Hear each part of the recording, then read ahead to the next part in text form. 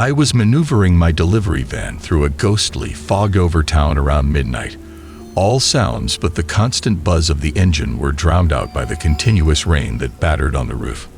I had to make a last-minute delivery, even though it was an unusually late hour for work. I was moving through the deserted streets when my headlights spotted an odd object in the distance. On the icy road, a rusty pickup truck went slowly, barely moving forward. Its form appeared twisted and warped, as if it were being haunted by an evil power. As I tried to pass the old vehicle because I was getting irritated, it abruptly went off the road. The night was filled with the shriek of metal against trees. Guilt sent my heart racing, forcing me to pull over and see how the driver was doing. My phone strangely had no coverage, leaving me alone in this abandoned town. I made the decision to help the stranded driver by venturing out into the chilly rain. The twisted truck appeared almost sentient, like a wounded creature, and the scene at the bottom of the slope was unsettling. I tapped on the fogged window and couldn't get rid of the impression that someone was watching me. The driver looked back at me with wide, helpless eyes as he begged for an exit. My spine tingled at the sight of his haunting eyes. He uttered, "Give me a ride," in a trembling and artificial voice.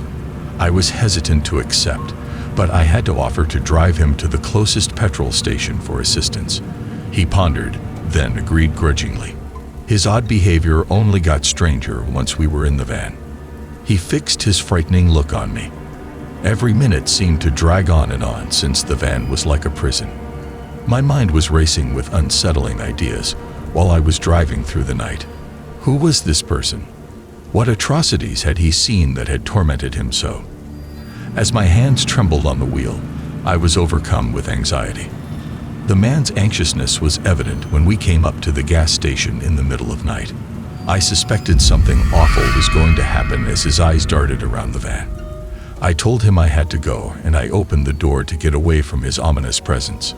He sprang at me with animalistic ferocity in a second, his eyes blazing with madness.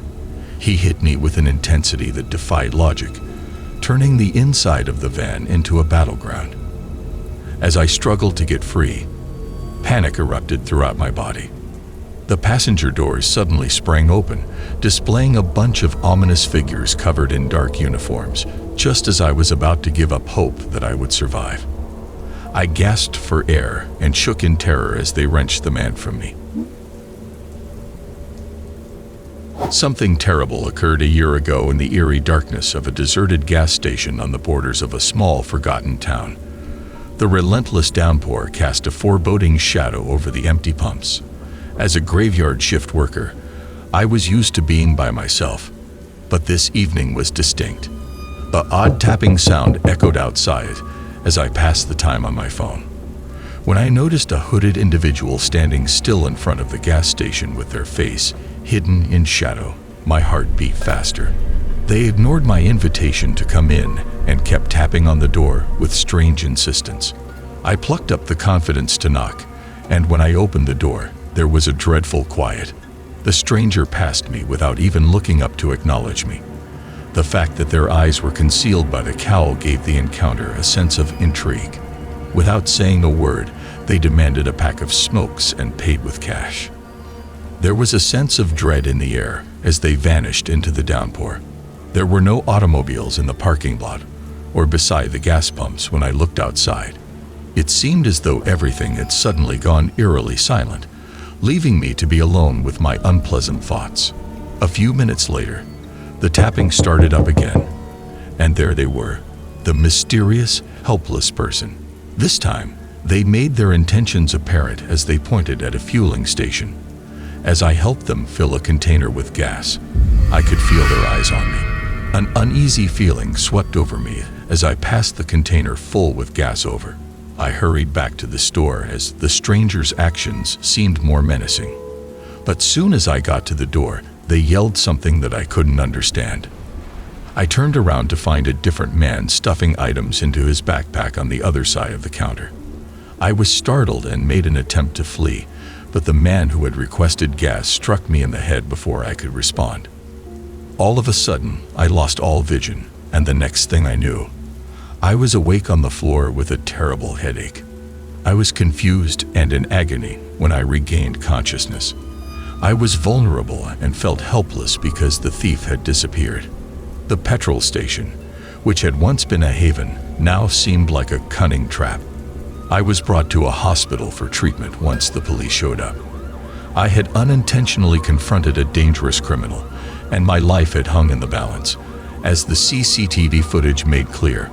I was haunted by the encounter and could not get rid of the sensation that I had been spied on in the dark.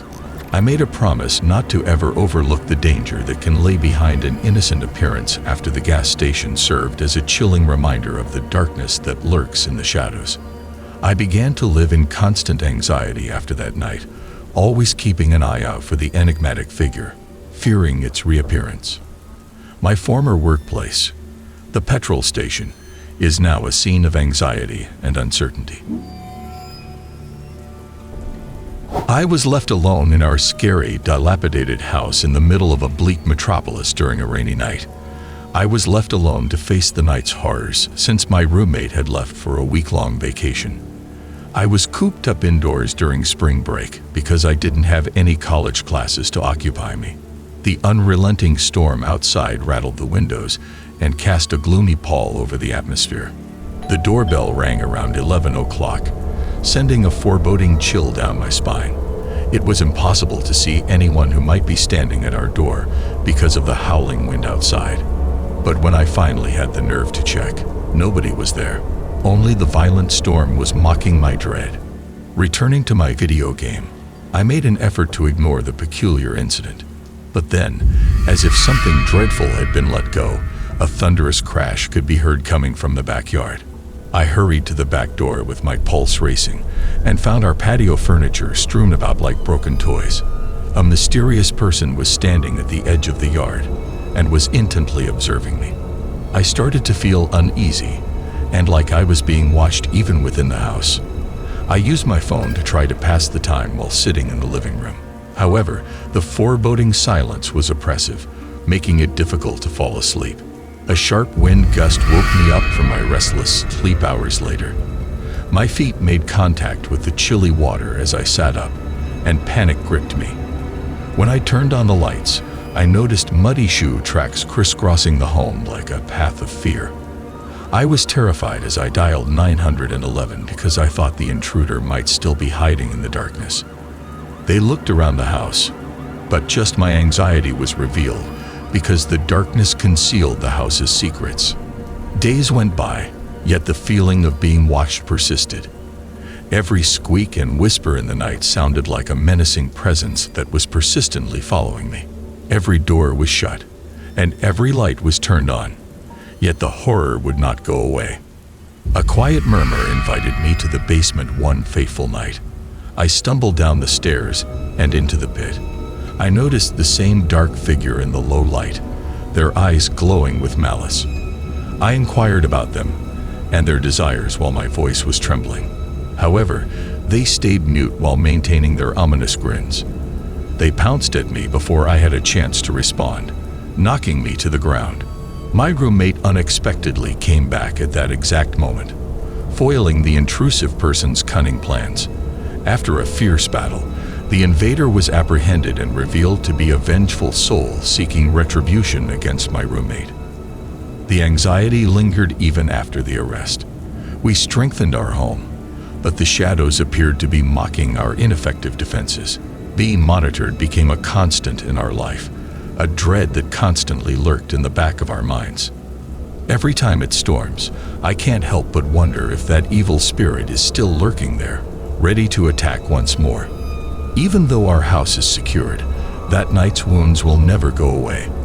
The darkness has ingrained itself in us as a constant reminder that genuine dread need not be supernatural in order to torment our souls.